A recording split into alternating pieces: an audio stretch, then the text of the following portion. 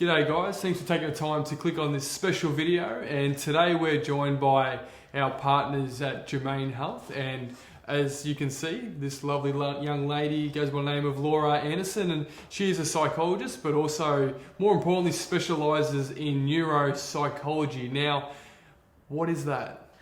Well, a neuropsychologist is a normal psychologist, so we do all the usual stuff, mental health, feelings, all that kind of thing, but my specialty is understanding how the brain works, so all the different factors that can influence our brain health and our thinking and all those sorts of things. That's my deal, and look at how your brain works and how that can flow onto all the other aspects of your life. Great, and that's obviously why we're here today. So I thought, with all the feedback I've been getting from parents especially is, what is depression?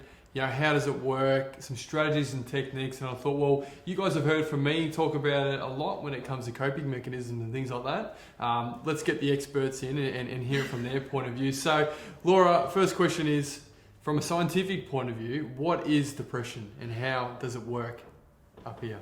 Yeah, well, so there's lots of things that make depression what it is, but in short, it's when you have a really low mood and low motivation overall, and it impacts not just how you're feeling, like we all have sad days, but depression in a sense is that everything's kind of gone a little bit off kilter and you're feeling flat across the board for an extended period of time. So in the brain, it actually, when it gets to quite a significant point, it actually causes a chemical imbalance, or the chemicals that chug along in our brain all the time, they sort of get a little bit out of whack. And so the chemicals that get released, like serotonin and dopamine and all those things that make us happy and keep us feeling cheery, they get a little bit off kilter, so they're not, coming through as strong. And then lots of other chemicals can build up as well, and in our stress response and things like that, that make it even harder for those sorts of happy chemicals to kind of get through and do their job.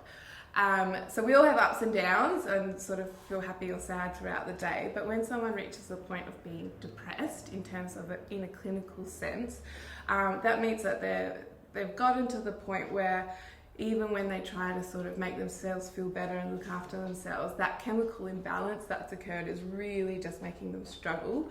And we need to sort of act and intervene, I guess, to help get things back on track like that. Yeah, no, great. So there you go. I mean, you guys get a bit of understanding now from a scientific point of view of what is depression. It gets thrown around so much, doesn't it? Yeah, exactly. So I think, one thing's about talking about and sharing stories and breaking down the stigma, but I'm a massive believer around the education of it. And if you guys ever want any more information and have questions, I'm sure the guys here at Jurmaine Health you send through your emails to us. Or just contact on the screen below, and you guys will answer any questions people may have in regards to further education. So when someone comes to you and they are experiencing these type of symptoms, what's kind of the process from there as a psychologist?